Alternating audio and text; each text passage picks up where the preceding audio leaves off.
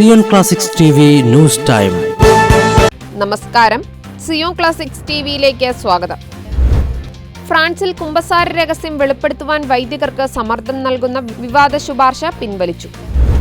ഫ്രാൻസിൽ കുമ്പസാര രഹസ്യം വെളിപ്പെടുത്തുവാൻ വൈദികർക്ക് സമ്മർദ്ദം നൽകുന്ന വിവാദ ബിൽ ശക്തമായ പ്രതിഷേധത്തിനൊടുവിൽ പിൻവലിച്ചു. കുഞ്ഞുങ്ങളുടെ ലൈംഗിക ദുരുപയോഗ കേസുകളുമായി ബന്ധപ്പെട്ട് വൈദികർ കുമ്പസാര രഹസ്യം പുറത്തുവിടണമെന്നാവശ്യപ്പെടുന്ന ബില്ലിന്റെ ഭാഗത്തെ ഫ്രഞ്ച് കത്തോലിക്ക സഭ ശക്തമായി എതിർത്തിരുന്നു. നേരത്തെ ഫ്രഞ്ച് സ്വകാര്യ സ്കൂളായ നോട്രഡാം ഡി ബെദാറാമിൽ ലൈംഗിക ദുരുപയോഗ ആരോപണം ഉയർത്തി പൂർവ്വ വിദ്യാർത്ഥികൾ 200 കേസുകൾ ഫയൽ ചെയ്തതിനെ തുടർന്നാണ് നിയമം മാറ്റാൻ പ്രസിഡന്റ് മാക്രോണിന്റെ സെറ്റിസ് പാർട്ടി ശ്രമം നടത്തിയത്. ബില്ലിലെ ആർട്ടിക്കിൾ 9 പ്രകാരം വൈദികർ കുമ്പസാര രഹസ്യം വെളിപ്പെടുത്തണമെന്ന് അനുശാസിക്കുന്നതായിരുന്നു.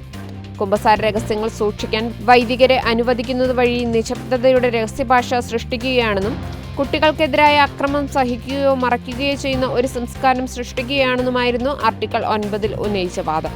എന്നാൽ കുട്ടികളെ ദുരുപയോഗം ചെയ്യുന്നതിനെ ചെറുക്കേണ്ടതിന്റെ ആവശ്യകത മനസ്സിലാക്കുന്നുവെന്നും എന്നാൽ കുമ്പസാരത്തിന്റെ രഹസ്യാത്മകത മാറ്റാനുള്ള ശ്രമങ്ങൾ മനസാക്ഷിയെയും ആരാധന സ്വാതന്ത്ര്യത്തെയും ലംഘിക്കുന്നതാണെന്നും ഫ്രാൻസിലെ കത്തോലിക്ക മെത്രാൻ സമിതി ചൂണ്ടിക്കാട്ടി. സമയപരിധി കഴിഞ്ഞതിനെ തുടർന്ന് കുമ്പസാര രഹസ്യവുമായി ബന്ധപ്പെട്ട വ്യവസ്ഥ പിൻവലിച്ചു.